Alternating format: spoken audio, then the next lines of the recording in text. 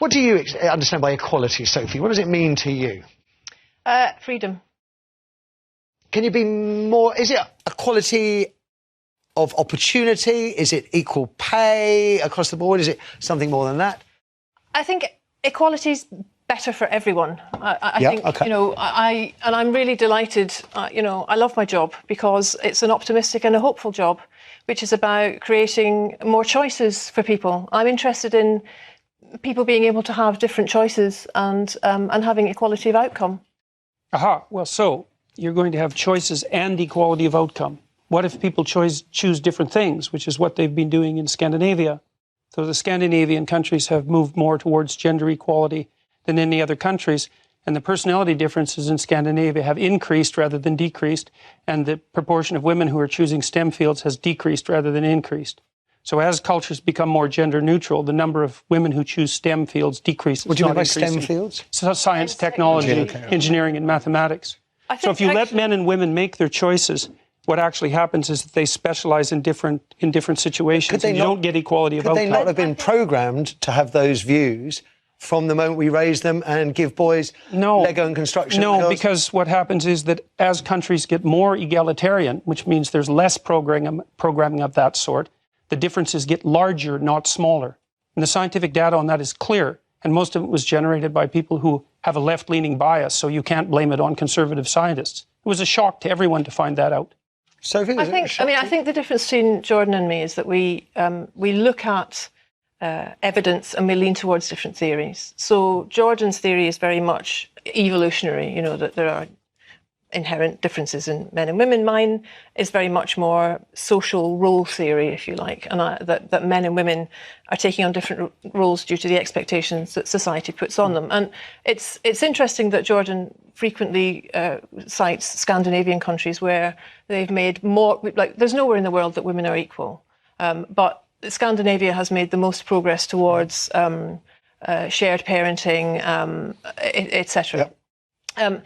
That said, it's not done yet. There's nowhere in the world where this is done yet. But it's having the opposite effect that the gender equality types predicted. Opposite, not the same. No, and it isn't a theory, it's actually data driven by tens of thousands of surveys and the best scientific literature on the topic. It's not a theory, and I didn't come about it because of my political perspective. I looked at the data. What it showed was that as countries become more egalitarian, the differences between men and women grow. They don't shrink. So what I'm interested in is data and analysis as well, and I'm particularly interested in the ones presented, such as the ones by the University of Southern California, which discovered that change towards gender equality is actually being slowed by beliefs that are legitimizing social inequalities on the basis of sex. And I'm also interested, I mean, like Jordan, I look at the data and I look at the studies, and I'm really also very much interested in studies like the analysis that was done by the American Psychological Society, which looked at 45 analysis of whether there's sex difference over 20 years. And its conclusion was that men and women are basically alike in terms of personality, in terms of cognitive ability, in terms of leadership. But what it did find was that media depictions of men and women as fundamentally different perpetuate misconceptions, as does workplace bias. Oh, God, so it's my fault. So, no, well, you know, you're leaving soon. It's men and women actually are more the same than they are different. But the issue is that small differences at the population level can turn into very large differences at the extreme. So, for example, men and women are broadly similar with regards to aggression, although men tilt a little bit more towards aggression. So that if you picked a random person out of the population, male and female, and you guessed that the male was more aggressive, you'd be right 60% of the time. But if you take the 1 in 100 most aggressive people, they're all male. And that's why the overwhelming proportion of people who are in prisons are male.